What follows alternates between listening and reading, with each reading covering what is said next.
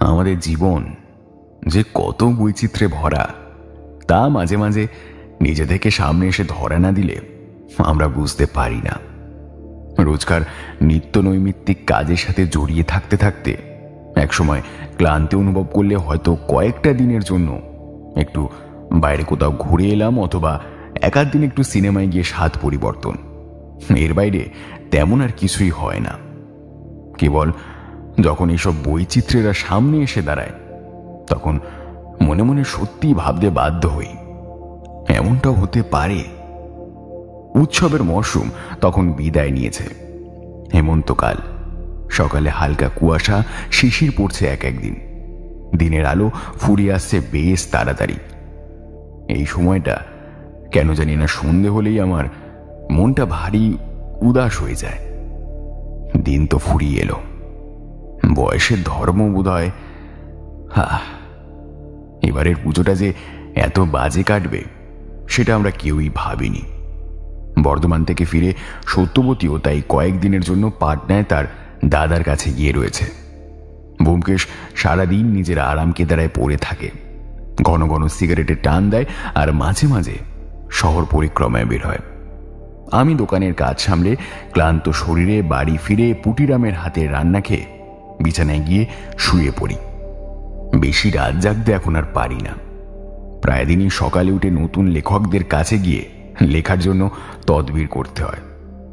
আমার প্রিয় শহর আবার এক উৎসবের রেশ সামলে নিজেকে স্বমহিমায় প্রকাশ করতে ব্যস্ত। এদিক সেদিকে নানান ঘটনা ও দুর্ঘটনার বিবরণ বাঁটুল মাঝে মাঝে এসে শুনিয়ে যায়। ব্যোমকেশ আর আমি চুপচাপ শুনি, তারপর তাকে নজরানা দিয়ে বিদে করি। সে একটু অসহিষ্ণু হয়ে হাতে গুঁজে দেওয়া পয়সা কটার দিকে তাকায়। তার মন যে মোটেও ভরেনি সেটা তার চাহনি থেকে স্পষ্ট বোঝা যায়। তারপর তবে আসি বলে তার হলদেটে দাঁত দেখিয়ে উঠে পড়ে।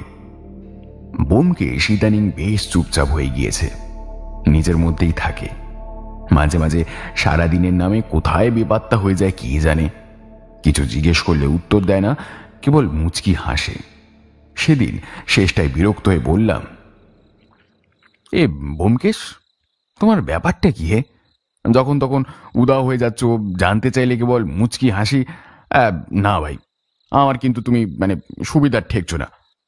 নতুন করে কারো প্রেমে টেমে পড়লে নাকি? ভাবছি কালই পাটনায় রওনা হই। সত্যবতীর কানে কথাটা তুলে তোমাকে তার আদালতে হাজির করে তবে আমার ছুটিটা নিই। এবারও যথারীতি উত্তর না দিয়ে ব্যোমকেশ পাশ ফিরে শুল। অগত্যা আমি সিগারেটের শেষ টানটা দিয়ে সেটা অ্যাস্ট্রেতে ফেলে বালিশে মাথা দিলাম। আবার সকাল সকাল উঠতে হবে। এক উঠতি প্রকাশক আমার একটি উপন্যাস চেয়ে বেশ কয়েকদিন ধরে ঝোলাঝুলি করছে। কাল একবার তার কাছে না গেলেই নয়। এই বাজারে যা পাওয়া যায় আর কি। সকালে দাড়ি কামিয়ে পাট ভাঙা নতুন ধুতিটাকে কোনো মতে ম্যানেজ করে চেয়ারে এসে বসেছি, এমন সময় ভেতরের ঘরে টেলিফোনটা তারস্বরে বেজে উঠল। ব্যোমকেশ এক মনে দৈনিক কালকেতুর বিজ্ঞাপনের পাতায় ডুবেছিল। শব্দ শুনে আমার দিকে তাকালো। আমার অবস্থা দেখে বলল, ও তুমি তো আবার। আচ্ছা, আমি দেখছি। আমি কিছু একটা বলতে যাচ্ছিলাম, কিন্তু তার আগেই সে 3 লাফে পাশের ঘরের পর্দার আড়ালে অদৃশ্য হয়ে গেল। কয়েক সেকেন্ড পর ব্যোমকেশের গলা পাওয়া গেল, যদিও ওপারের গলাটা কার বা তিনি কি বলছেন তা আমি শুনতে পেলাম না। হ্যাঁ, বলছি। আরে কি খবর, কেমন আছেন? অনেকদিন পর। এই চলছে কোনো রকমে। সত্য তো পাটনায় দাদার কাছে। হ্যাঁ, আমি এক প্রকার বেকারই বলতে গেলে। তবে অজিত ইদানিং একটু বেশি ব্যস্ত। এই যেমন দেখুন না, ভাই, আজ 7 সকালে নতুন ধুতি পাঞ্জাবি পরে কোথায় আবার বের হচ্ছে। হ্যাঁ, সে আপনি এলেই না হয় জিজ্ঞাসা করবেন। হ্যাঁ, চলে আসুন, কোনো অসুবিধা নেই। এছাড়া আরো কিছু অবান্তর কথোপকথনের পর ফোনটা কেটে গেল বুঝতে পারলাম। আমি উঠি উঠি করেও বসে রইলাম। কয়েক মুহূর্ত পর ব্যোমকেশ আবার ফিরে এলো এই ঘরে। তার মুখ এখন বেশ উজ্জ্বল। বুঝতে পারলাম সে আবার নতুন করে উজ্জীবিত হয়ে উঠেছে। নিশ্চয়ই কোনো নতুন রহস্য সমাধানের গন্ধ পেয়েছে। আমি বললাম, কে ব্যোমকেশ, আমার নামে কার কাছে নালিশ করলে তুমি? তা তোমার যা রকম দেখছি তাতে না করে উপায় কি? হ্যাঁ, তুমি তো মনে হচ্ছে এবার প্রেমে টেমে পড়েছো নাকি, বলো তো? হ্যাঁ, না, তোমাকে এবারে সত্যর কাছে নিয়ে গিয়ে হাজির করতে হবে, তার আদালতেই তোমার বিচারের ব্যবস্থা করতে হবে। আমি হতাশ গলায় বললাম, না ভায়া, এই জীবনে তার আর দরকার হবে না। যাচ্ছি এক প্রকাশকের কাছে একটা উপন্যাস নিয়ে কথা বলতে।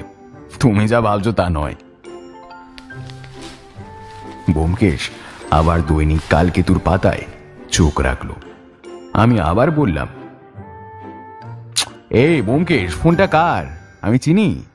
হ্যাঁ, বিলক্ষণ, পুরন্দর পাণ্ডে।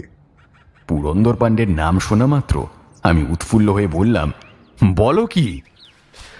হ্যাঁ, সম্প্রতি কলকাতায় বদলি হয়ে এসেছেন, এই বড়বাজার থানায়। ওই কোন একটা কেসের ব্যাপারে আমার সাহায্য চান, তাই আসতে বললাম।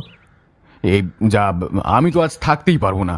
এই না গেলেই নয়, আমার সাথে আর দেখা হবে না। তবে আরে না না, আমি জানি তুমি আজ ব্যস্ত, এই কাল পরশু আসতে বলেছি।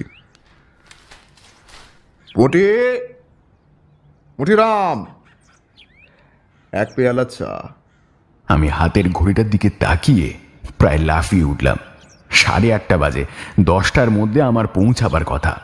তাই আর কোনো কথা না বাড়িয়ে সদর দরজা খুলে বাইরে পা রাখলাম।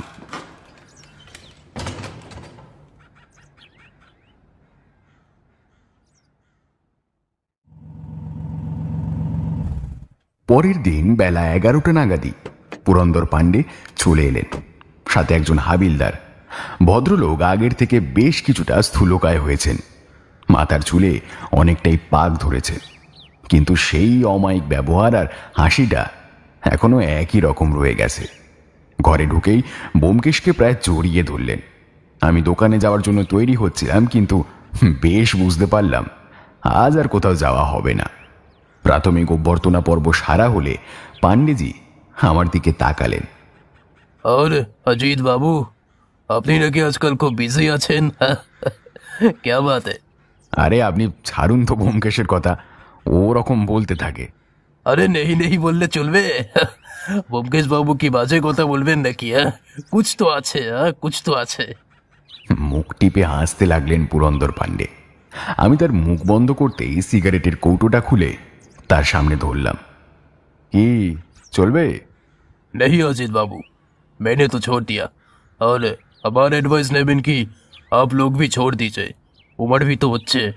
ব্যোমকেশ ফিক করে হেসে বলল, কি যে বলেন পাণ্ডেজি, অজিতের মতো চিরকুমারের আবার বয়স বাড়ে নাকি? না সংসারের চিন্তা, না ভবিষ্যতের। এই চা চলবে তো? আমি কথা ঘোরাবার জন্যই বললাম। আরে জরুর, ওতে আবার আমার না নেই। একগাল হেসে বললেন পাণ্ডেজি। আমি কোনো ক্রমে বাঁচতে পুটিরামকে চায়ের হুকুম দিতে ভেতরের ঘরে চলে গেলাম। সত্যবতী না থাকায় আমাদের সেই মেসের ব্যাচেলার দিনগুলো যেন আবার ফিরে এসেছে। গোটা ঘর অগোছালো, খাটের উপর বেশ কয়েকদিনের খবরের কাগজ একেবারে ডাঁই হয়ে রয়েছে। টেবিলের উপরের অ্যাস্ট্রেটা উল্টে গিয়ে সিগারেটের টুকরো আর ছাইয়ে মাখামাখি হয়ে আছে। আজ সকালেই ব্যোমকেশ কি একটা খুঁজতে গিয়ে এই কাণ্ডটা করেছে। মুটিরাম নিজের মনে বক বক করছে, কারণ এই সব তাকেই পরিষ্কার করতে হবে। বেচারা পুটিরাম। আমি ফিরে আসতে দেখলাম দুজনে চেয়ারে বসে পুরনো দিনের কথায় ডুবে রয়েছে। অনেক বছর বাদে পাণ্ডেজিকে পেয়ে ব্যোমকেশ বোধহয় একটু আবেগপ্রবণ হয়ে উঠেছে। আমার জন্যই যেন এতক্ষণ অপেক্ষা করছেন এমন ভাব করে পাণ্ডেজি বললেন, ये तो অজিত বাবু এসে গেছেন, তো এবার আমরা শুরু করি। হ্যাঁ, স্বাচ্ছন্দ্যে। ব্যোমকেশ শরীরটা চেয়ারে এলিয়ে দিয়ে বলল। আমি পাণ্ডেজির উল্টো দিকের চেয়ারে বসে পড়লাম। তো भैया जी, আমি কলকাতা এসেছি 2 মহিনা পহলে, বড় বাজারে ডিউটি। আরো আগে আপনার কাছে আসতাম, কিন্তু নতুন থানা তো সব গুছিয়ে নিতে একটু সময় লেগে গেল। হ্যাঁ সে তো হবেই, আপনাদের উপর এখন কত চাপ। হ্যাঁ, তাছাড়া আমরা তো আর দুম করে শহর থেকে পালাচ্ছি না, কি বলো অজিত? বোমকেশ ফিক করে হেসে বলল। আমি উত্তর না দিয়ে চোখ পাকিয়ে তাকালাম তার দিকে। কাউকে খোঁচা দেওয়ার সুযোগ পেলে বোমকেশ একেবারেই তা ছাড়ে না। পান্ডেজি কথাটা পাত্তা না দিয়ে বলে চললেন। सही बात, ड्यूटी फर्स्ट दादा है। तो হলো কি, গত সপ্তাহে লাস্ট শনিবার শাম কো আমি সন্ধেবেলা ডিউটি করে বাড়ি যাব করছি, এমন সময় হাবিলদার এসে খবর দিল একজন নাকি আমার সাথে দেখা করতে এসছে। তো পুরা দিন বাইরে ঘুরে আমি बहुत थक गया था मैं, বয়সটাও তো বাড়ছে নাকি, তো তাই थोड़ा परेशान होके मैंने उसको बोला পাঠিয়ে দিন। যিনি এলেন তার বয়স लगभग 50 के आसपास হবে, रोगा चेहरा, मझारी हाइट, मतलब कि बिल्कुल दुबला पतला आदमी। सर पे बाल तो वो सारे सफेद हो चुके थे, मतलब ধরতে পারে সবই পেকে গেছিল। গালে বেশ কয়েকদিনের না কাটা দাড়ি, একদম বিলকুল সাদা সিধা, मतलब कि আপনাদের ভাষায় বলতে গেলে নিরীহ আর সাদা মাটা যাকে বলে। নাম বললেন বিমল কুন্ডু, থাকেন পোস্তা বাজারের अंदर কোনো এক গলিতে।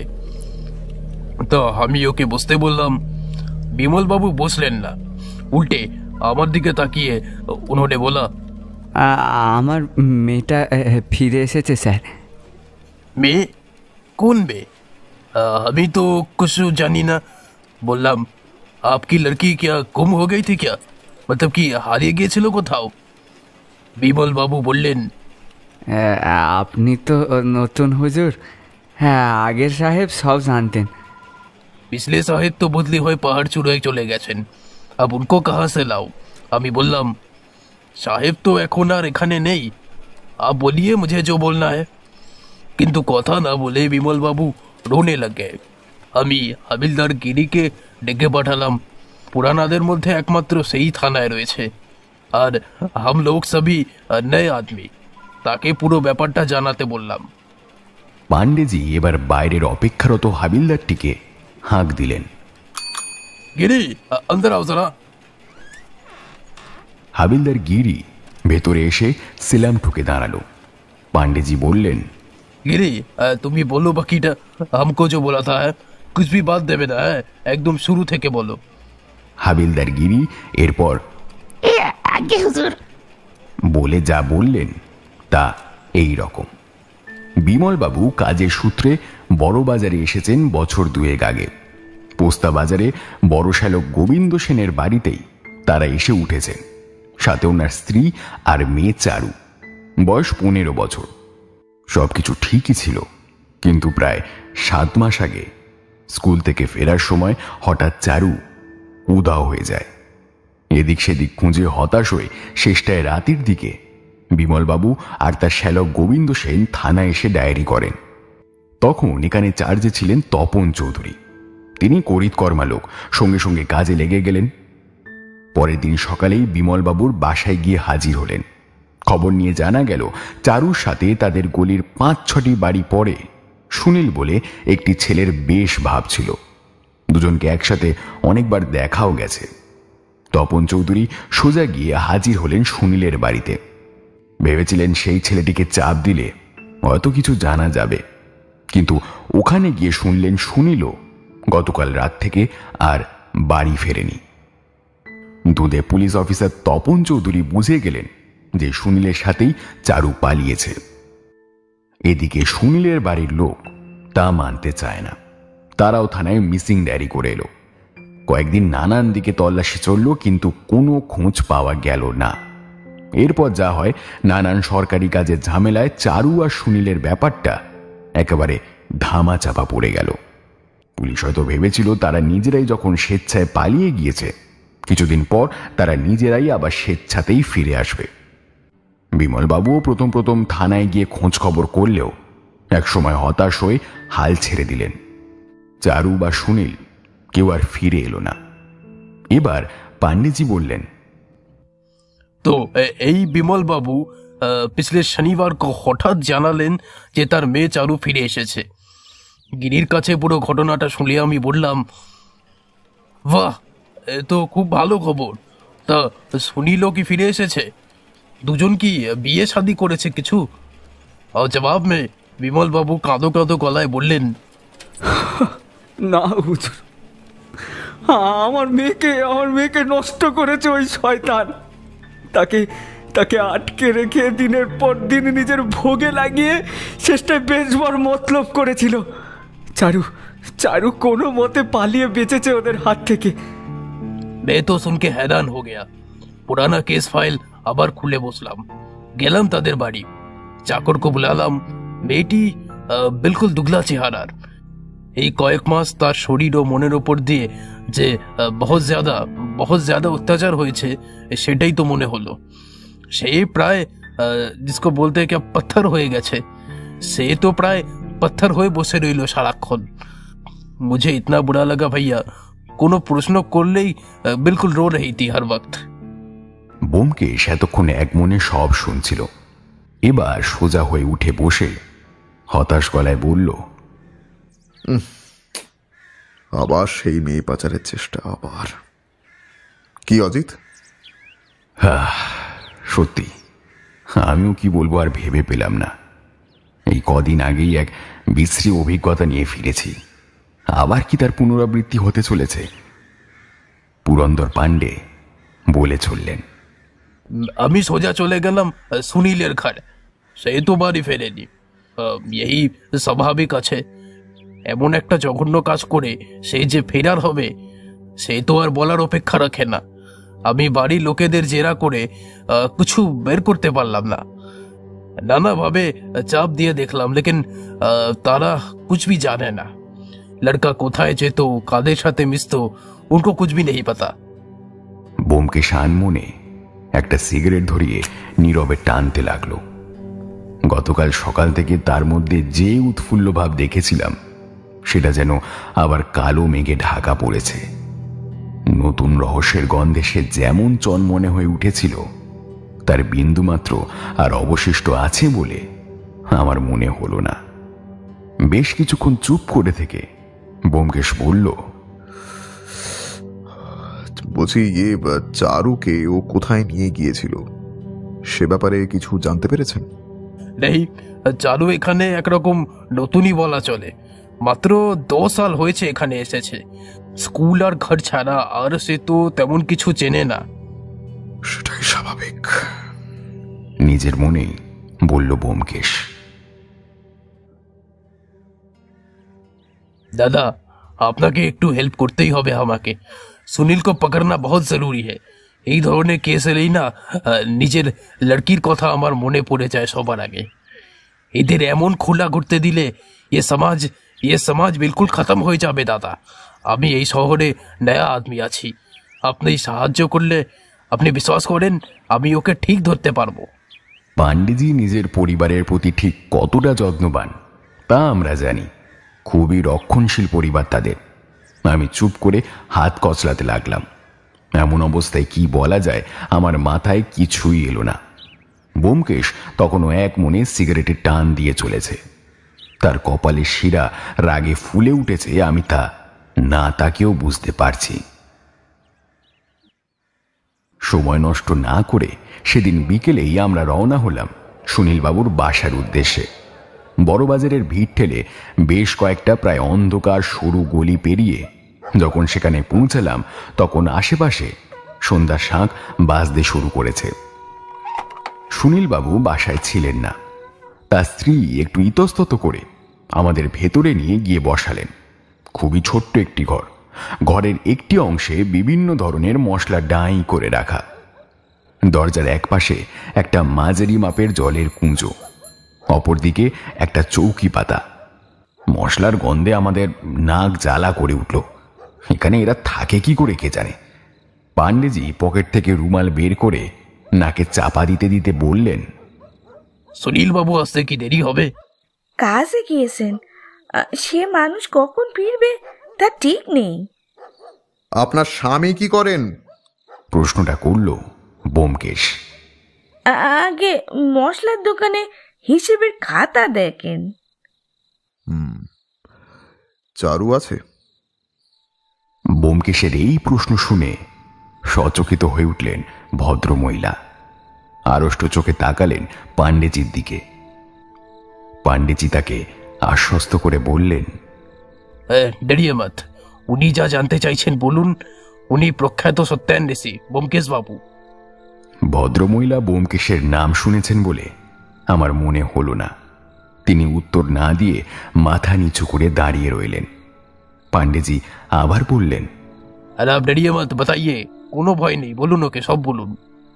দেখলাম ভদ্রমহিলা এবার মুখে কাপড় চাপা দিয়ে ফুঁপিয়ে কেঁদে উঠলেন। আমি আবার এইসব পরিস্থিতিতে খুব অস্বস্তি বোধ করি, তাই ঘরের চারপাশে নীরবে চোখ বোলাতে লাগলাম। হঠাৎ ঘরে ঢোকবার সরু দরজাটার দিকে চোখ যেতেই মনে হলো বাইরের আবছা অন্ধকারের দিকে কি যেন চকিতে সরে গেল। কেউ কি আমাদের কথা শুনছিল? আমি ব্যোমকেশের দিকে তাকাতে দেখলাম সেও ব্যাপারটা লক্ষ্য করেছে। পাণ্ডেজি দরজার দিকে পিছন ফিরে রয়েছেন বলে তার পক্ষে দেখা সম্ভব হয়নি। ব্যোমকেশ দ্রুত পায়ে গিয়ে পর্দা উঠিয়ে বাইরে উঁকি দিয়ে বলল, চলুন পাণ্ডেজি, বিমলবাবু না আসা পর্যন্ত আমরা বরং ওই সুনীলের বাড়ি থেকে ঘুরে আসি। এখানে বিমলবাবু না এলে কিছু হবে বলে মনে হয় না। উত্তরের অপেক্ষা না করেই ব্যোমকেশ বাইরে বেরিয়ে গেল, আর আমরাও তাড়াতাড়ি তার পিছু নিলাম। বাইরেটা এখন পুরোপুরি অন্ধকার। সরু অপরিসর এই গলির মধ্যে সেই আঁধার যেন আরো জমাট বেঁধে রয়েছে। গলিটা এ মাথা থেকে ও মাথা একবার ঘুরে নিল ব্যোমকেশ। আমি বুঝলাম সে অজ্ঞাত আগন্তুককে খোঁজার চেষ্টা করছে, কিন্তু এ চেষ্টা বৃথা। এই গলির অন্ধকারে কাউকেই দেখা গেল না। আমরা আবার বড় রাস্তার দিকে চলতে লাগলাম। এখানকার চিত্রটা আবার সম্পূর্ণ উল্টো। বড় রাস্তায় এত লোকের ভিড় যে কেউ যদি আড়ি পেতে আমাদের কথা শুনেও থাকে আর তারপর যদি দৌড়ে এসে এই ভিড় রাজপথে মিশে যায়, তাকে বের করা স্বয়ং মহাদেবেরও অসাধ্য। আর আমাদের ব্যোমকেশ তো একজন সাধারণ মানুষ মাত্র। বদ্ধ ভ্যাবসা গলি থেকে বেরিয়ে এসে হালকা ঠান্ডা হাওয়ায় জোরে শ্বাস নিতে নিতে পাণ্ডেজি বললেন, उफ, मतलब कि इतनी भीड़ है यहाँ पर। বড় বাজার বলে কথা। হাজার হাজার মানুষ রুজির সন্ধানে এখানে আসেন। কে কোন উদ্দেশ্যে তা বোঝা বড়ই দুষ্কর। এই অঞ্চলে আবার অপরাধ প্রবণতা অনেক বেশি পাণ্ডেজি। তাই তো দেখছি দাদা, এসেই এরকম একটা ব্যাপারে জড়িয়ে পড়লাম। আমি লক্ষ্য করলাম কথা বলতে বলতেও ব্যোমকেশের চোখ ঘুরে বেড়াচ্ছিল চারিদিকে। পাণ্ডেজি বললেন, सुनील का घर किंतु इसी गली के अंदर है। বিমল বাবুর বাড়ির কয়েকটা বাড়ি পরেই। হ্যাঁ, তা আমি আগেই শুনেছি, কিন্তু আমি এসেছি। ব্যোমকেশের কথা শেষ হওয়ার আগেই পাশ কাটিয়ে যাওয়া একজনের হাত চেপে ধরেছেন পুরন্দর পাণ্ডে। এই ये মণিলাল है ना? हाँ, ये तो মণিলাল আছে, সুনীলের কাকা। লোকটি ভ্যাবাচাকাকে থমকে গেলেন, কিন্তু পরক্ষণেই নিজেকে সামলে নিলেন। সজাগ দৃষ্টিতে তাকালেন আমাদের দিকে, তারপর গলা খাগড়িয়ে বললেন, আমি এই ফিরছি কাজ থেকে, আপনারা এখানে? তার গলার স্বর যেন একটু কেঁপে গেল। आप लोगों के वहां पर ही যাচ্ছিলাম, ভালোই হলো আপনার সাথে দেখা হয়ে গেল। চলিয়ে। হুকুমে সুরে এই শেষ কথাটা বলে পাণ্ডেজি ঘুরে চলতে শুরু করলেন। আমি গুনে দেখলাম চারুদের বাসা থেকে ঠিক 7 নম্বরটি সুনীলদের। আয়তনে বেশ বড় দুটি ঘর, একটি সুনীলদের আর একটিতে তার কাকা পরিবার নিয়ে থাকেন। ভদ্রলোক বছর খানেক আগেই বিয়ে করেছেন, এখনো সন্তানাদি হয়নি। আমাদের তিনি তার ঘরেই নিয়ে গিয়ে বসালেন। খুবই সাধারণ মানের ঘর। আসবাব বলতে মাঝারি মাপের একটা খাট, একটা টেবিল আর গোটা 3 চেয়ার। দেওয়াল জুড়ে নানান ঠাকুর দেবতার ছবি। আমরা চেয়ার দখল করে বসলাম। ব্যোমকেশের সাথে পরিচয় করিয়ে দিয়ে পাণ্ডেজি রুক্ষ গলায় বললেন, উনি যা জিজ্ঞেস করেন ঠিক ঠিক জবাব দিন, उससे आप लोगों का ही भला होगा। মণিলাল খাটের একপাশে এসে বসেছিলেন। একটু কিন্তু কিন্তু করে বললেন, আগে একটু চা যদি। না না, চায় আপত্তি নেই। কি বলেন পান্ডেজি? ব্যোমকেশ মুচকি হেসে বলল, वो तो हो भी सकता है। পাণ্ডেজির চা প্রীতির কথা আমি জানি। আমিও হেসে ফেললাম। চায়ের কথা বলে ফিরে এসে মণিলাল আবার যথাস্থানে বসে পড়লেন। ব্যোমকেশই এবার কথা শুরু করলো। তা আপনারা এখানে কতদিন আছেন? আমি এসেছি 3 বছর হলো, আর আমার দাদা তার পরিবার নিয়ে অনেকদিন আগে থেকে এখানে আছে। তা সুনীল আপনার ভাইপো? আগে সে চলে যাওয়ার পর আর কোনো যোগাযোগ করার চেষ্টা করেনি? মণিলাল চুপ করে রইলেন। কয়েক মুহূর্ত থেমে ব্যোমকেশ আবার বলল, কি করেছে? আগে না। এই সত্যি কথা বলুন। এবার ধমকে উঠলেন পাণ্ডেজি। আমি সত্যি বলছি। ব্যোমকেশ এক দৃষ্টে চেয়ে রইল মণিলালের দিকে। সেই তীক্ষ্ণ দৃষ্টির মানে আমি জানি। সে পড়ে নিতে চাইছে মণিলালের ভেতরটা। মণিলাল একভাবে স্থির হয়ে বসে রয়েছেন। তার কপালে কি বিন্দু বিন্দু ঘাম জমছে? একটু আগে কি তবে সেই আড়ি পাচ্ছিল বিমলবাবুর দরজায়? আপনার সাথে সুনীলের সম্পর্ক কেমন ছিল? আমাকে সে সমস্ত কথাই বলতো। বলতে পারেন আমি একরকম তার বন্ধুই ছিলাম। সুনীল লেখাপড়ায় কেমন ছিল? ওই সাদামাটা, মোটামুটি আর কি। স্বভাব? আগে ভালোই। পাড়ায় তো সবার সাথেই তার ভাব ছিল। চারুর সাথেও? হ্যাঁ। বেশ। আচ্ছা, দুজনের মধ্যে কি ভালোবাসা ছিল?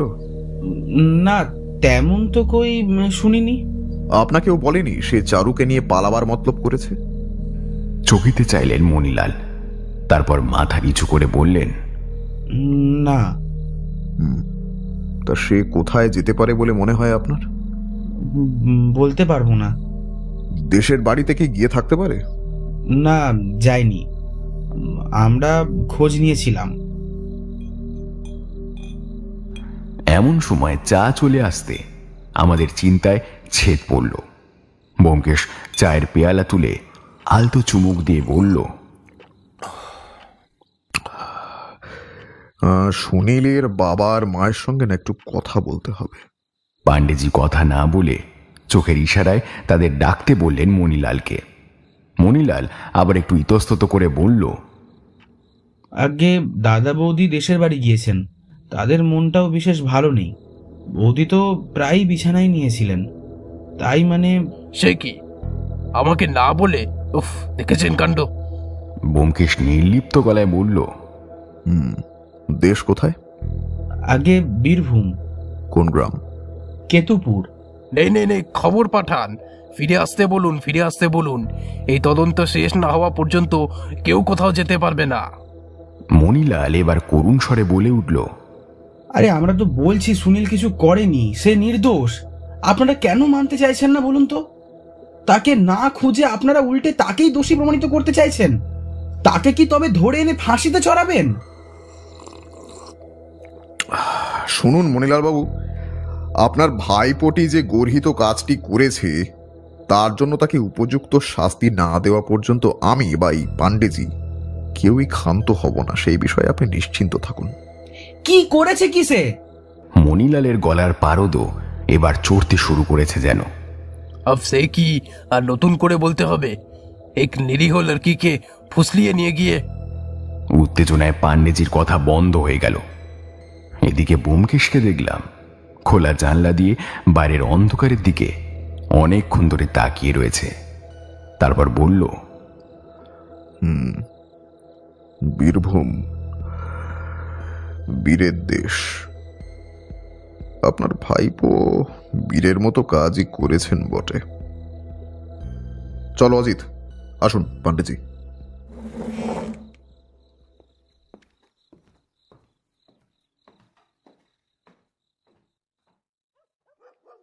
বিমলবাবু ফিরেছেন একটু আগে।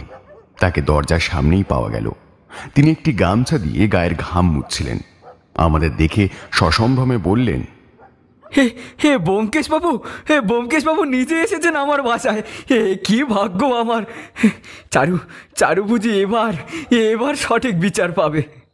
বুঝলাম তিনি ইতিমধ্যেই আমাদের আগমনের কথা তার স্ত্রীর মুখে শুনেছেন। ব্যোমকেশকেও তিনি চেনেন, আর এর পাশাপাশি পুলিশের ওপর যে তার মোটেও আস্থা নেই সে কথাও বেশ স্পষ্ট বুঝতে পারছিলাম। একটি অসহায় মেয়ে, সে হারিয়েই যাক বা পালিয়েই যাক, তাকে খুঁজতে পুলিশের যে উদাসীন মনোভাব ছিল এতদিন, তাতে তাদের ওপর ভরসা রাখতে না পারাটাই স্বাভাবিক। ব্যোমকেশ পাণ্ডেজির দিকে একবার তাকালো। তিনি গম্ভীর গলায় বললেন, জরুর বিমল বাবু, আমিও চাই চারু সঠিক বিচার পাক। আবার সে অপরিসর ঘরে ফিরে এলাম আমরা। বিমলবাবুর স্ত্রীকে আর দেখতে পেলাম না। ব্যোমকেশ বসতে বসতে বলল, আপনাদের তো খুব কষ্ট করে থাকতে হয় দেখছি। আমার শ্যালক গোবিন্দ দয়া করে এটুকু দিয়েছে বলে কোনো মতে মাথা গুজে রয়েছি। তা না হলে এ শহরে ঘর ভাড়া পাওয়া যে কি দুষ্কর তা তো আপনি জানেন ব্যোমকেশ বাবু। আর পেলেও আমি যা বেতন পাই সেই টাকায় ভাড়ার ঘর নিয়ে থাকা আমার পক্ষে একরকম অসম্ভবই বটে। তা বটে। আপনার শ্যালক কি করেন? তিনিও কি চাকরি করছেন? না না, সে মশলার ব্যবসা করে।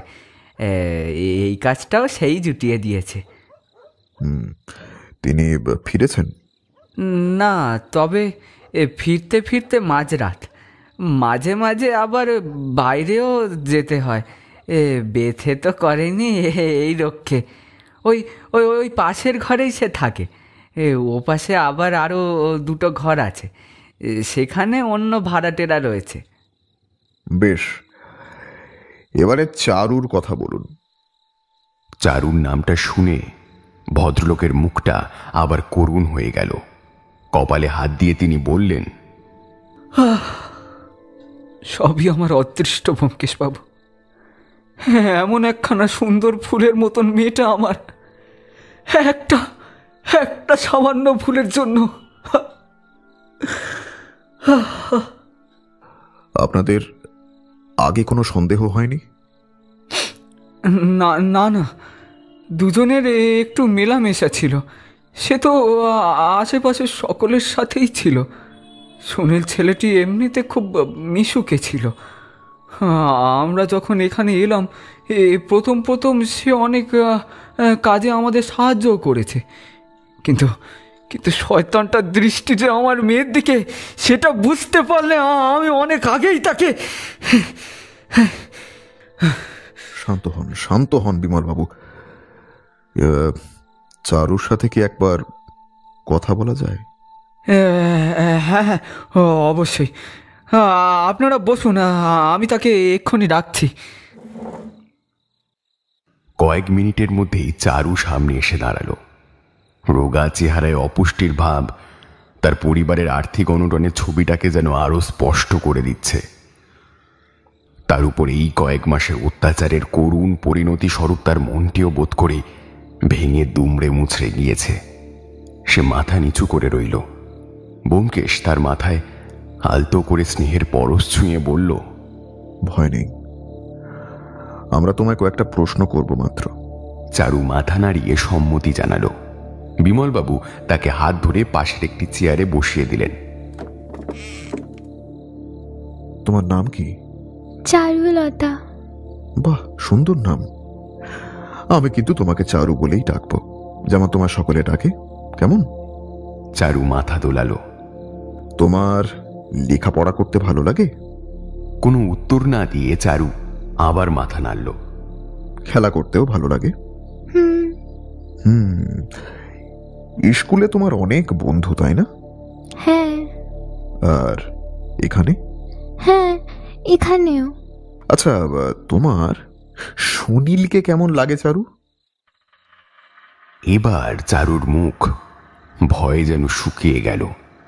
সে তার বাবার মুখের দিকে চাইল। আমার ভারী খারাপ লাগছিল। এই একই প্রশ্ন না জানি এই কদিনে তাকে কতবার শুনতে হয়েছে। না হয় সে একটা ভুল করে ফেলেছে, তার ফলও তো হাতে নাতে পেয়েছে, কিন্তু কিন্তু তার ঘরের লোকেদের সামনেও তো তাকে এত অপ্রিয় প্রশ্ন মানে কম জর্জরিত হতে হচ্ছে না। এই অত্যাচারও কি বন্ধ হওয়া উচিত নয়? আমি ব্যোমকেশের দিকে ভৎসনার দৃষ্টিতে তাকালাম। আমার মনের কথা বুঝতে পেরেই বোধ করি ব্যোমকেশ প্রসঙ্গ পাল্টালো। বেশ বেশ বেশ বেশ বেশ তোমার কোন বিষয় পড়তে ভালো লাগে? বাংলা। তুমি কবিতা পড়ো? পড়ি। আচ্ছা, একদিন শুনবো তোমার কাছে। তুমি রবি ঠাকুরের কবিতা পড়ো? আচ্ছা বলো তো, রবি ঠাকুর কোথায় থাকতেন? এই তোমাদের বাড়ির কাছেই তাঁর বাড়ি ছিল কিন্তু। জানি, বাবা একদিন নিয়ে গিয়েছিলেন, আমি বাইরে থেকেই দেখেছি। বাহ, বাবা আর কি কি দেখিয়েছেন তোমায়? চিড়িয়াখানা, জাদুঘর আর আর আচ্ছা চারু, সুনীল তোমাকে কোথায় নিয়ে গিয়েছিল? সেই জায়গাটা চেনো তুমি? না। তোমরা কিসে গিয়েছিলে? ট্রেনে না বাসে? চারুর মুখ আবার পাংশুবর্ণ ধারণ করল। সে চুপ করে রইল। এবার পাণ্ডেজি বিরক্ত হয়ে বললেন, এই সে চুপ করে থাকলে তো আমরা কিছু করতে পারবো না। বিমলবাবু ব্যস্ত হয়ে পড়লেন। তিনি বললেন, ছেড়ে দিন হুজুর, আমার যা গেছে তা গেছে, আমি তা নিয়ে আর বাড়াবাড়ি চাই না। মেয়েটা আমার ভালো থাকুক। ব্যোমকেশ পাণ্ডেজির দিকে চেয়ে মাথা নাড়ল। চারু চলে গেল। বিমলবাবু এবার সামনে বসলেন। আচ্ছা বিমলবাবু, চারু ফিরে এলো কিভাবে? মানে কবে, কখন? সেদিন সন্ধ্যাবেলা আমি কাজ থেকে ফেরার পথে দেখি গলির মুখের দিকে চারু দাঁড়িয়ে আছে। প্রথমটা ভেবেছিলাম আমার মনের ভুল, কিন্তু কাছে গিয়ে দেখলাম না, আমার চারুই বটে। মুখ শুকিয়ে রয়েছে, পরনে কাপড় ময়লা। তাকে ধরে ধরে ঘরে নিয়ে এলাম। কোথায় ছিল সে বিষয় বোধ করি আপনারাও কিছু জানতে পারেননি? না, কিছুই তো বলে না, শুধুই কাঁদে। শহরের রাস্তাঘাটে তো তেমন চিনত না। সুনীল ওকে কোথায় নিয়ে গিয়েছিল তাহা বোধহয় ওর পক্ষে বলা কোনোদিনও সম্ভব হবে না। আপনি মেয়েকে বোধহয় খুবই ভালোবাসেন, তাই না? ব্যোমকেশ এবার একটা সম্পূর্ণ উল্টো প্রশ্ন করে বসল। এ কি বলছেন ব্যোমকেশ বাবু? আমার একমাত্র মেয়ে। এর আগে যখন আমরা এসেছিলাম তখন আপনার স্ত্রী বোধহয় ঘরে ছিলেন। হ্যাঁ। তিনি এখন কোথায় আছেন? ও গোবিন্দ ঘরে রয়েছে, মেয়েও এতক্ষণ সেখানেই ছিল। আপনার স্ত্রী ও আপনার বয়সের বোধহয় অনেকটাই তফাৎ। আগে এটি আমার দ্বিতীয় পক্ষ। ঠিক ঠিক, আমারও যেন কোথাও একটা অসঙ্গতি মনে হচ্ছিল। এখন চকিতে মনে পড়ল, আগে এসে যে স্ত্রীলোকটিকে দেখেছিলাম তার বয়স 25-26-এর বেশি হবে না, আর বিমলবাবুকে বোধহয় প্রৌঢ়ই বলা চলে। সত্যি চোখ বটে ব্যোমকেশের। পাণ্ডেজিও যেভাবে তাকালেন তাতে বুঝলাম এই বিষয়টা তারও নজরে আসেনি। আর আমার অনুমান যদি সঠিক হয় তাহলে চারু আপনার প্রথম পক্ষের সন্তান, তাই তো? আগে ঠিকই ধরেছেন। আর শ্যালক গোবিন্দ বোধ করি এ পক্ষের। আগে। বেশ, তাঁর সাথে আলাপের ইচ্ছা রইল।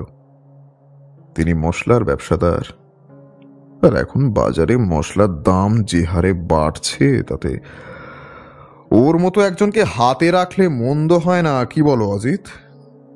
ব্যোমকেশের এই কথায় আমি বোকার মতন কেবল একটু হাসলাম। আচ্ছা বিমলবাবু, সুনীল কোথায় গিয়ে থাকতে পারে বলে মনে হয় আপনার? মানে কোনো ধারণা করতে পারেন? আমি কি করে জানবো ব্যোমকেশ বাবু? না না, আপনার সঙ্গেও তার যে বেশ ভালোই পরিচয় ছিল তা আপনার কথা শুনেই মনে হয়। তা ছিল, কিন্তু তাও আমার পক্ষে বলা সম্ভব নয়। তার বাড়ির লোককে গিয়ে জিজ্ঞেস করুন না গিয়ে। তাও মানে চারুর সঙ্গে কথা বলেও কি কোনো আন্দাজ করতে পারেন না? দেখুন, গিয়ে বিহারের কোনো রেল লাইনের ধারে পড়ে রয়েছে। মেয়েদের পাশাপাশি আরও নানা ধরনের নেশার ঝোঁক ছিল শুনেছি। আপনি এতদিনের মধ্যে মেয়েকে নিজে খোঁজার কোনো চেষ্টা করেননি? করেছি ব্যোমকেশ বাবু, অনেক খুঁজেছি, কিন্তু আমার আর কতটুকু ক্ষমতা বলুন। আচ্ছা, আপনি যেখানে কাজ করেন তাদের মশলাও কি বাইরে যায়? না, তো তাদের ব্যবসা মূলত এই শহর নির্ভর। কিছু কিছু বাইরে যায়, তবে বাংলার বাইরে নয়। ব্যোমকেশ উঠে দাঁড়িয়ে বলল, আজ তবে উঠি, প্রয়োজনে আবার আসবো।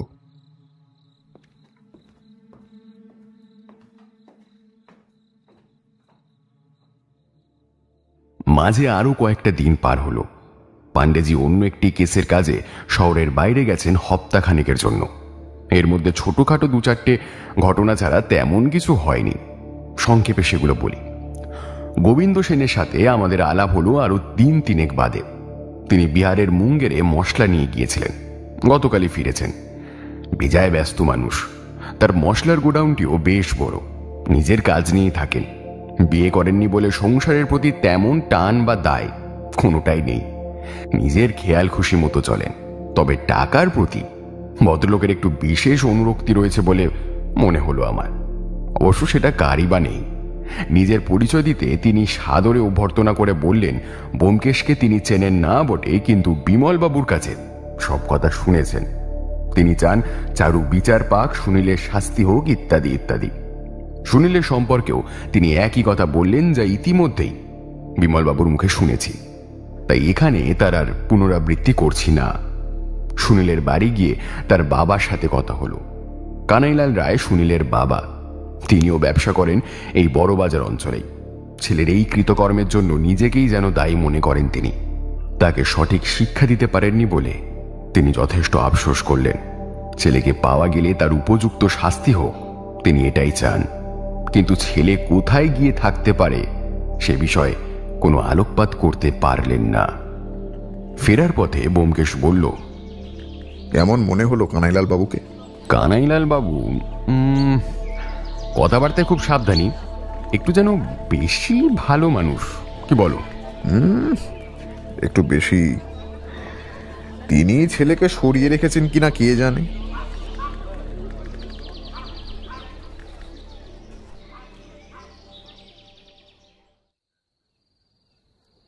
এরপর এক সন্ধ্যায় আমরা আবার গিয়ে হাজির হলাম সুনীল বাবুর বাসায়। দিনের বেলায় এইসব অঞ্চল অন্যরকম থাকে, কিন্তু আলো ফুরিয়ে এলেই ছবিটা পাল্টাতে থাকে। রাত যত এগিয়ে চলে তত যেন এক বন্য আদিম গন্ধ এগিয়ে আসতে শুরু করে। ফুলবাবুদের আনাগোনা শুরু হয় আশেপাশে। গলিতে ঢোকার মুখে ব্যোমকেশকে বললাম, এই সময় সুনীলবাবু বাসায় ফেরেন না, আমাদের আরো পরে যাওয়া উচিত ছিল। উত্তরে ব্যোমকেশ বলল, সেটাই তো চাই, তিনি থাকলে হবে না। থাকলে হবে না? কি হবে না?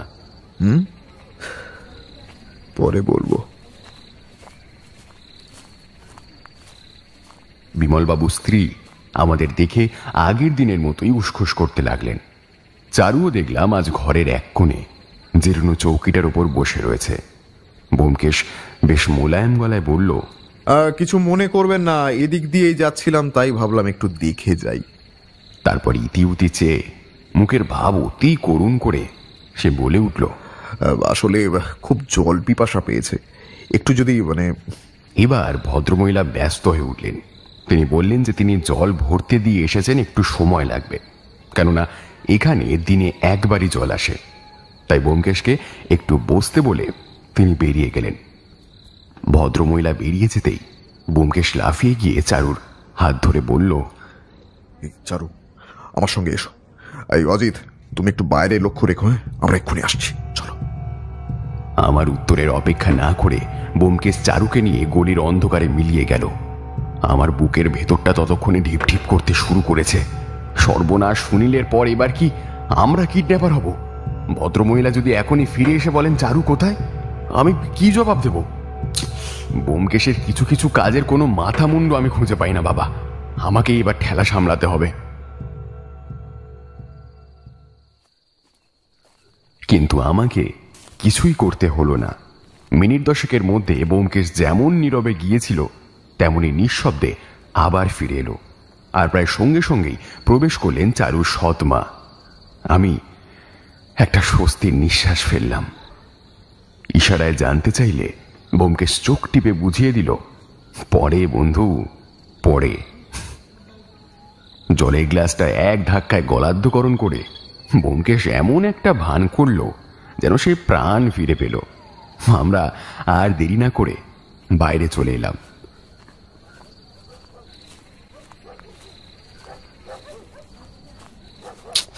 তুমি কি বলো তো ব্যোমকেশ, যদি ওই মহিলা তখনই ফিরে আসতেন, যদি দেখতেন তার মেয়েকে নিয়ে তুমি গলি দিয়ে চলেছ, কি অবস্থা হতো একবার ভাবতে পারছো? কিচ্ছু হতো না অজিত, কিচ্ছু হতো না। আমি গলির মুখে ঢোকার আগেই দেখেছি জলের জন্য স্থানীয় মহিলারা লাইন দিয়েছেন, আর ঘরে ঢুকে যখন দেখলাম যে কুঁজোটি যথাস্থানে নেই, বুঝলাম সেটিও বাইরের লাইনেই কোথাও রয়েছে। তাই তেষ্টার বাহানা, বুঝলে অজিত। আসলে চারুর সঙ্গে একটু একা কথা বলা জরুরি ছিল। কি বললে? শুনলাম, জানলাম, বুঝলাম। আরে কি? এই চলো তো, চলো চলো চলো। দেখছো না চারদিকে শৌখিন মানুষের ভিড় ক্রমেই বাড়ছে। আমার কথা ছেড়ে দাও, এই সময় তোমার কোনো প্রকাশক যদি তোমাকে এখানে দেখে ফেলেন, কি ভাববেন বলো দেখি? হ্যাঁ, একে তুমি ইয়াং ব্যাচেলার, তার উপর আবার কল্পনাপ্রবণ সাহিত্যিক।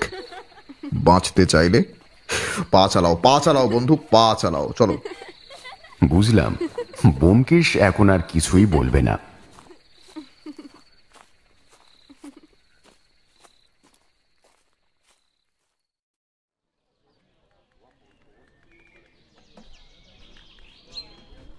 ব্যোমকেশ এরপর প্রায় রোজই আগের মতন শহর পরিক্রমায় বেরোয়। কোথায় যায়, কি করে জানতে চাইলে কেবল হু হা জবাব দেয়। আমিও নতুন উপন্যাসটা নিয়ে বেশ ব্যস্ত ছিলাম, তাই আর সেদিকে বিশেষ নজর দেওয়ার সময়ই পাইনি। সেদিন সে ফিরে এলো দুপুর 1টা নাগাদ। খেতে বসে বলল, আচ্ছা অজিত, একটা কথা বলো, তোমার যদি কোনো শত্রু থাকে আর তুমি যদি মনে মনে তার মৃত্যু কামনা করো, কিভাবে করবে? মানে মানে আমি এটাই বলতে চাইছি লেখক, তোমার শত্রু কিভাবে মরলে তোমার আনন্দ হবে? আমি চিন্তায় পড়ে গেলাম। প্রথমত আমার শত্রু বলতে কেউ নেই, আর এইভাবে কখনো ভেবে দেখিনি। শেষটায় বললাম, গুলি করে। প্রশ্ন নয় বন্ধু, উত্তর দাও, উত্তর দাও। বেশ, তবে গুলি করে। আর ধরো গায়ে আগুন লাগিয়ে। আর আর আর গলায় ফাঁস দিয়ে। আর উফ, এই ব্যোমকেশ, না আর মাথায় আসছে না। আর আমি কাউকে মারতেই বা যাবো কেন? কি অদ্ভুত। একদম ঠিক বলেছো বন্ধু, যথার্থ চিরকুমারের মতন কথা বলেছো তুমি। তোমার আর শত্রু কোথায়? সংসারটাই তো করলে না। ব্যোমকেশ উঠে তার পড়ার ঘরে চলে গেল। ফোনে কার সাথে বেশ কিছুক্ষণ কথাও বলল। দরজা বন্ধ থাকায় আমি ঠিক ধরতে পারলাম না। শুধু এটুকু শুনলাম যে পেয়েছেন, দারুণ, কাজ হয়ে গিয়ে যে আপনি ফিরে আসুন, ইত্যাদি কয়েকটা ভাঙা ভাঙা কথা। আমার কেন জানি না মনে হলো সে কোনো একটা সূত্র পেয়েছে। তার সেই উৎফুল্ল ভাবটা যেন আবার ফিরে আসছে।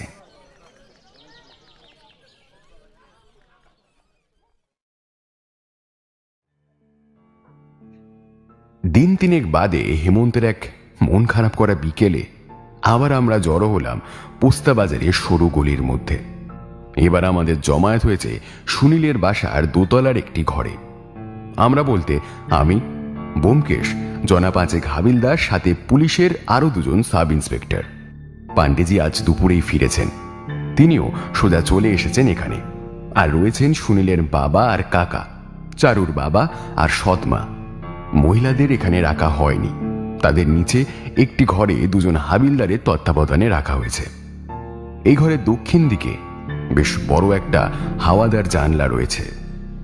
ব্যোমকেশ সেই জানলার গায়ে ঠেস দিয়ে দাঁড়িয়ে শেষ বিকেলের পরন্ত আলোর দিকে তাকিয়েছিল। আমরা সবাই গুছিয়ে বসতে এসে ঘুরে তাকালো। তারপর শুরু করলো। আজকের দিনটা বড়ই অদ্ভুত। আজ চারুর বাড়ি থেকে পালিয়ে যাওয়ার 1 বছর পূর্ণ হলো। আমরা চারুর করুণ কাহিনী সকলেই শুনেছি, তার সাথে কি হয়েছে আমরা তাও জানি। পাণ্ডেজি যখন আমাকে তার কথা শোনালেন, আমরা তখনই ঠিক করেছিলাম যে তার এই অবস্থার জন্য যে দায়ী তাকে কঠিন শাস্তি দিতেই হবে। সেই মতন আমরা এসে হাজির হয়েছিলাম এই গলিতে। প্রথম দিন প্রাথমিকভাবে মণিলাল আর সুনীল বাবুর সঙ্গে কথা বলার পর মনে হয়েছিল দুপক্ষই তাদের সন্তানদের বাঁচাতে চাইছেন, সেটাই স্বাভাবিক। কিন্তু একটা খটকা থেকেই গিয়েছিল আমার, চারুর বাবা যেন একটু অতিরিক্ত সতর্ক মেয়ের ব্যাপারে। তিনি বারবার আমাদের বোঝাতে চেয়েছেন যা হয়েছে তা হয়েছে, কিন্তু কেন? তার একমাত্র মেয়ে, যাকে তিনি এত ভালোবাসেন, যে তার সাথে এত বড় অন্যায় করল, তার শাস্তি তিনি কেন চান না? এরপর আমাদের পরিচয় হয় চারুর মামা গোবিন্দ সেনের সঙ্গে। তিনি মোটামুটি প্রতিষ্ঠিত ব্যবসায়ী। তার মশলা যায় ওড়িশা ও বিহারের নানান জায়গায়। তিনি নিজেই সব কাজ তদারক করতেন, আর এই কারণে প্রায় তাকে বাইরে যেতে হয়। তার কাছে সুনীলের কথা জানতে চাইলে তিনি আমাকে বলেন সুনীল ছেলে হিসেবে ভালো না, নানান ধরনের নেশা করত, পাড়ার মেয়েদের উত্ত্যক্ত করত।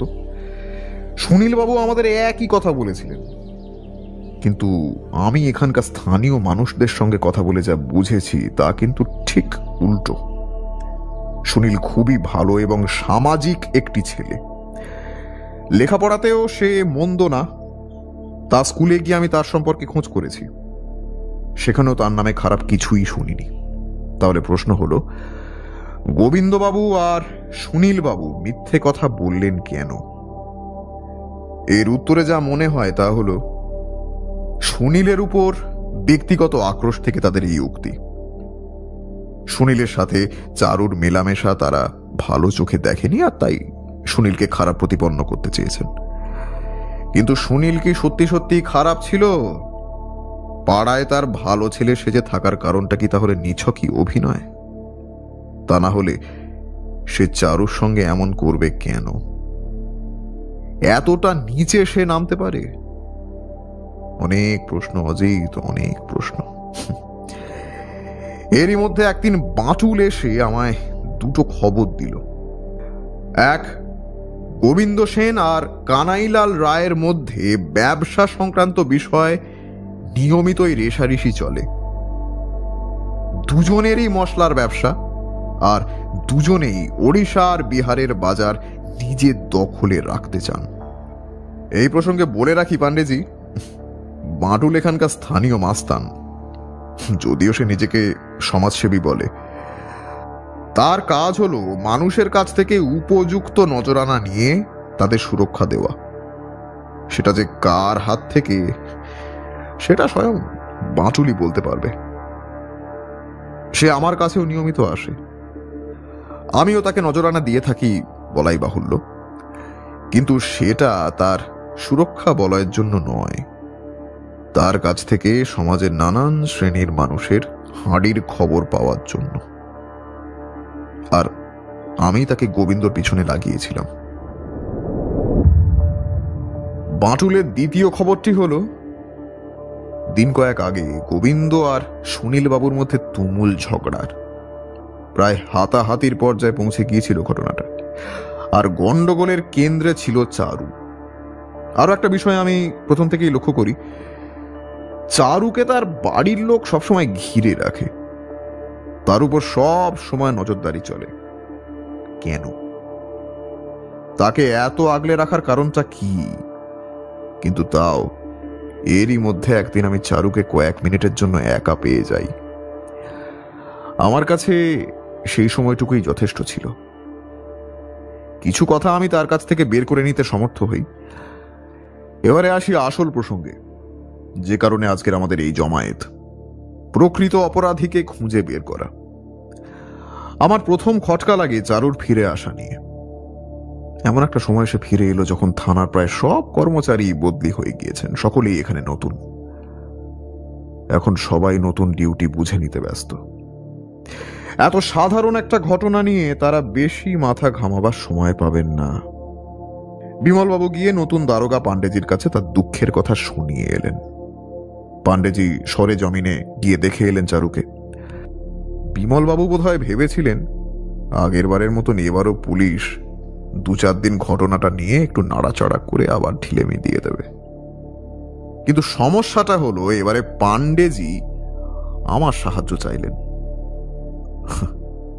আমি আসরে অবতীর্ণ হওয়াতে সকলে একটু সাবধান হয়ে গেলেন। চারুকে সবসময় আগলে রাখা শুরু হলো। যদি সে বেফাঁস কিছু কথা বলে দেয় তাহলেই বিপদ। বিমলবাবু, তাই তো? কিন্তু কিন্তু আমরা কেন এমন করব ব্যোমকেশ বাবু? না, বলছি তা না হলে যে একটা বড় সত্য সামনে এসে যেতে পারত। কি কি কি সত্য? চারু কখনোই সুনীলের সাথে পালিয়ে যায়নি বিমলবাবু। সুনীলবাবুর মুখটা যেন মুহূর্তে শুকিয়ে গেল। তিনি হিংস্র দৃষ্টিতে তাকালেন ব্যোমকেশের দিকে। ব্যোমকেশ বলে চলল, চারুকে সরিয়ে রাখা হয়েছিল সবার চোখের আড়ালে আপনার প্রথম পক্ষের শ্বশুর বাড়িতে, চারুর নিজের মামার বাড়ি। আমি নিজে গিয়ে সেখানে খবর নিয়ে এসেছি। কাজেই কিন্তু কেন? বলছি অজিত, বলছি। আচ্ছা বিমলবাবু, আপনার বর্তমান স্ত্রীর সঙ্গে চারুর সম্পর্ক কেমন? কেন, ভালোই তো। তাই কি? কিন্তু চারু যে বলল মিথ্যা কথা। চারু মিথ্যে কথা বলেছে ব্যোমকেশ বাবু। কি মিথ্যে কথা সেটা বলতে পারেন কি আপনি? বিমলবাবু চুপ করে রইলেন। ব্যোমকেশ আমার দিকে ফিরে বলল, অজিত ভায়া, সংসারটা বড়ই বিচিত্র জায়গা। এখানে যে কখন কি ঘটে তা আঁচ করা বোধ করি ভগবানেরও ধারণার বাইরে। তুমি মুক্ত বিহঙ্গ, সেই জালে জড়াওনি বলে আমি মাঝে মাঝে তোমাকে হিংসে করি, জানো তো। তারপর সে গোবিন্দবাবুর দিকে ফিরে বলল, আচ্ছা গোবিন্দবাবু, আপনিও তো এইসব থেকে মুক্ত ছিলেন, তাই না? যা বলেছেন একেবারে। তা ছিলেনই যদি, তবে আবার ভূত চাপলো কেন? হ্যাঁ, মানে মানে চারুর জন্য পাগল হয়ে উঠলেন কেন? আমি কি যাতা বলছেন আপনি ব্যোমকেশ বাবু? গোবিন্দবাবু এবার বেশ রাগত স্বরে বলে উঠলেন, আমি ঠিকই বলেছি গোবিন্দবাবু। আপনি চারুকে বিয়ে করার জন্য পাগল হয়ে উঠেছিলেন, আর তাতে পূর্ণ সম্মতি ছিল আপনার বোনের। তা আপনি করতেই পারেন, এতে সম্পর্কের দিক দিয়ে তো আটকায় না। একটা গরিব মেয়েরও গতি হয়ে যেত, মন্দ কি? তা তাই যদি হয় তাহলে আপনার আপত্তির কিছু আছে কি? না, একদমই নয়। কিন্তু আমার আপত্তি অন্য জায়গায়। তা কি আপত্তি আপনার? চারু যে পছন্দ করতো সুনীলকে গোবিন্দবাবু, আর তাই সে বেঁকে বসেছিল এই বিয়েতে। আর তাই এ বিয়ে হলেও সেটা হতো তার ইচ্ছার বিরুদ্ধে। তবে কি জানেন তো, আমাদের এই পোড়া দেশে মেয়েদের ইচ্ছা অনিচ্ছার দাম কেউ দেয় না। হ্যাঁ, তো তাই তো সে সুনীলের সাথে পালিয়েছিল। এ তো একেবারে জলের মতন সোজা হিসেবে।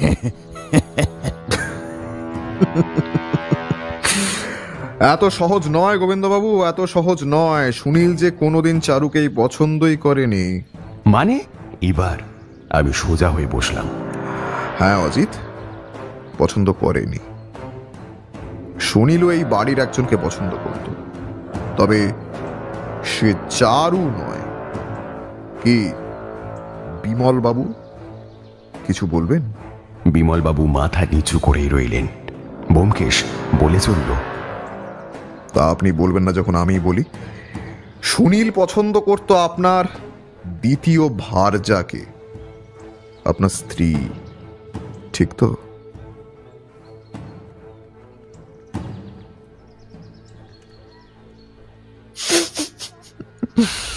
আমি ঠিকই বলছি। চারু একদিন আপনার স্ত্রী আর সুনীলকে আপত্তিজনক অবস্থায় দেখে ফেলে। সে আপনাকে সব জানালে আপনি তা গোবিন্দবাবুকে জানিয়ে দেন, আর তখনই গোবিন্দবাবু নিজের প্ল্যানটা ঠিক করে ফেলেন। তিনি এক তীরে তিনটি শিকার করেন। প্রথমে তিনি চারুকে অন্যত্র পাঠিয়ে দেওয়ার ব্যবস্থা করলেন। অন্যদিকে তিনি তার সমস্ত কর্মচারীদের দুদিনের ছুটিতে পাঠিয়ে দিলেন। আমি গোবিন্দবাবুর কর্মচারীদের সঙ্গে কথা বলে সে খবর আগেই পেয়েছি। এরপর তিনি সুনীলবাবুকে ডেকে পাঠালেন।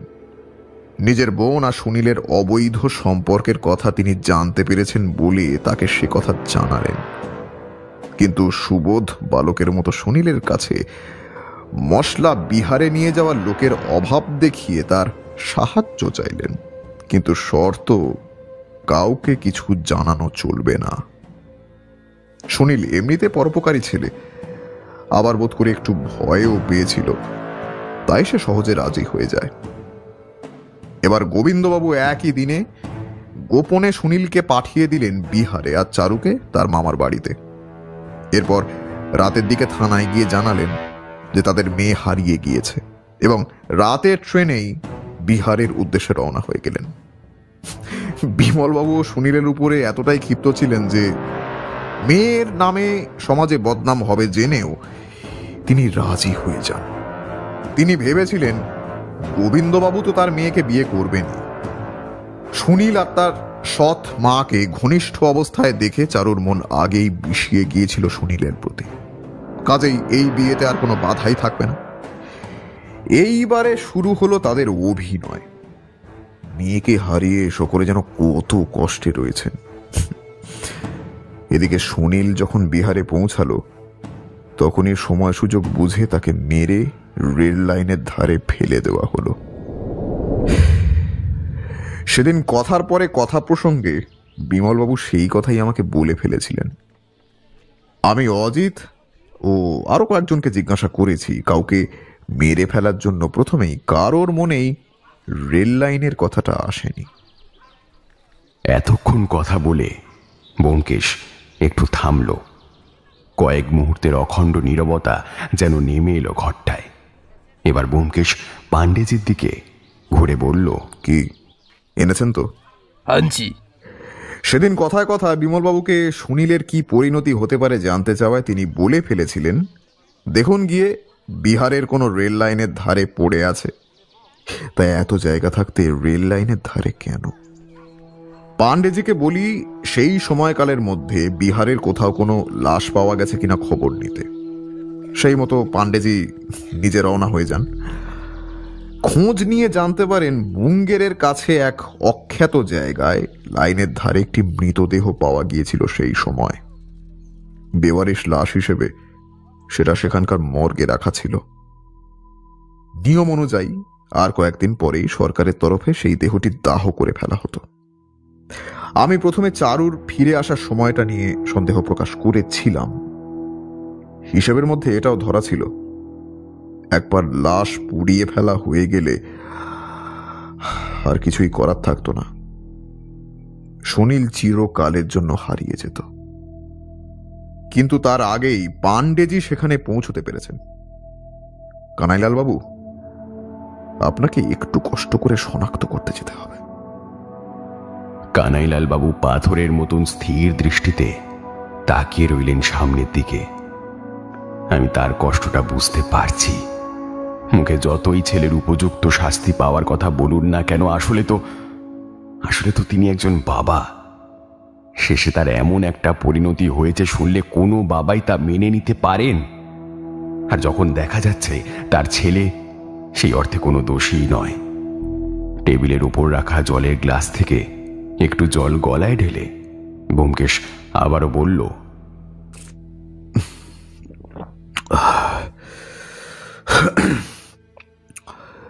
চৌখস গোবিন্দ যেন সবকিছু হিসেব করেই রেখেছিলেন। তিনি যখন দেখলেন যে থানায় আগের সমস্ত কর্মচারী বদলি হয়ে নতুন লোক এসেছে, তিনি সঠিক সময় বুঝে বিমলবাবুকে পাঠালেন আরো একটু নাটক করে পুরো বিষয়টাকে মিটিয়ে ফেলতে। নতুন অফিসার হয়তো ততটা গা করবেন না, বিষয়টা এইরামই তার ধারণা ছিল। মেয়ে ফিরে এসেছে, সুনীল তাকে ব্যবহার করে পালিয়েছে, এই সত্যটা স্থাপন করা বড়ই জরুরি ছিল। চারুর দুর্ভাগ্যের কথা শুনে সকলের নজর ও সহানুভূতি তার দিকেই যাবে, এটাই স্বাভাবিক। আমাদেরও প্রথমে তাই হয়েছিল। ওদিকে 1 বছর পার হয়ে গেলেই মর্গের পুরনো লাশ পুড়িয়ে ফেলা হয়। সেই হিসেবটাও জানা ছিল গোবিন্দবাবুর। তিনি সেই মতো বিমলবাবুকে থানায় পাঠিয়েছিলেন, কিন্তু হিসেবে একটু ভুল করেছিলেন তিনি, একটুখানি ভুল। আরো মাস চারেক বাদে তার এই শেষ চালটা দেওয়া উচিত ছিল। আর থানায় বিমলবাবুকে পাঠাবার আগে তার পাণ্ডেজি সম্পর্কে একটু খোঁজ খবর নেওয়া উচিত ছিল। ওর মতো দুধে অফিসার যে বিষয়টাকে সহজভাবে নেবেন না, সেটা একবার জানলে তারা এই কাজ করতেন কিনা আমার সন্দেহ আছে। পাণ্ডেজি দেখলাম মিটিমিটি হাসছেন। ব্যোমকেশ বলে চলল, যাই হোক, তা বিমলবাবু, আপনার নিজের মেয়েকে এভাবে কলঙ্কিত করতে লজ্জা করল না? বোধ করি আপনার দ্বিতীয় পক্ষ আপনাকে এতটাই মোহিত করে রেখেছিল যে আপনার মধ্যে চারুর প্রতি সামান্য কর্তব্য বোধটুকু আর অবশিষ্ট ছিল না। চারু দিনের পর দিন গুমরে গুমরে শেষ হয়েছে। কার কাছে? কার কাছে সে তার মনের কথা বলে? আপনাদের সকলের অত্যাচারে সে যদি সত্যি সুনীলের সঙ্গে পালাতো, তাতে আমি অন্তত আনন্দিতই হতাম। তার এই অবস্থার জন্য আপনিও সমান দায়ী। কিন্তু হায়, আপনাকে আইনি পথে শাস্তি দেওয়ার ক্ষমতাটা আমার নেই। পাণ্ডেজির হুকুমে গোবিন্দবাবুর হাতে হাতকড়া পরানো হলো। তিনি কঠোর চোখে ব্যোমকেশের দিকে তাকিয়ে বললেন, ব্যোমকেশ বাবু, আপনি মাঝখানে না এলে সব আমি কুচিয়ে ফেলেছিলাম। আশা করি আবার দেখা হবে ব্যোমকেশ বাবু, আবার দেখা হবে।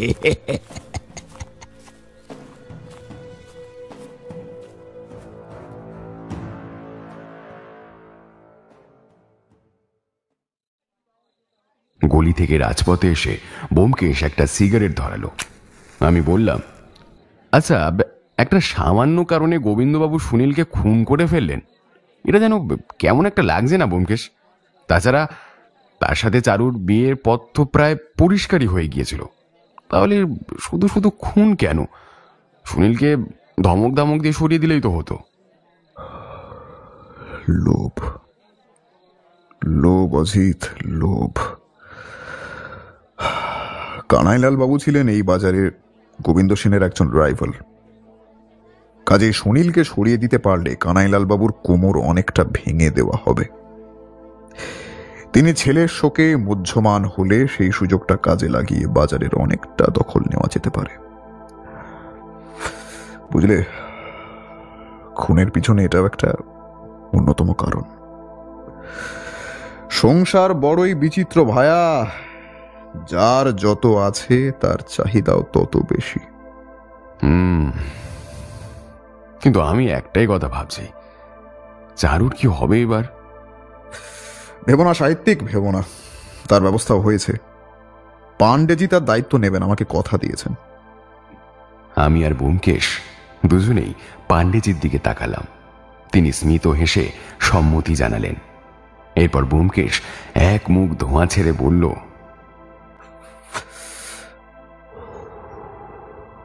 বুঝলে অজিত, বিয়েটা না করে ভালোই করেছ। এ সত্যি দিল্লি কা লাড্ডু। খেয়ে পস্তানোর চেয়ে না খেয়ে পস্তানো এক্ষেত্রে অনেক অনেক বেশি বুদ্ধিমানের কাজ। এ দেখো না, কালই তার এসেছে, একবার পাটনায় যেতে হবে। সত্যর মন টিকছে না ওখানে, এই তাকে গিয়ে নিয়ে আসতে হবে। খোকার সব ল্যাটা সে একা কেন পোহাবে, আমারও সমান দায়িত্ব তার প্রতি, ইত্যাদি ইত্যাদি। বুঝতেই পারছো। তা চলো বন্ধু, আজকের আমাদের নব ব্যাচেলার জীবনের শেষ রাতটা নিভৃতেই কাটাই। দুদিন পরেই তো আবার।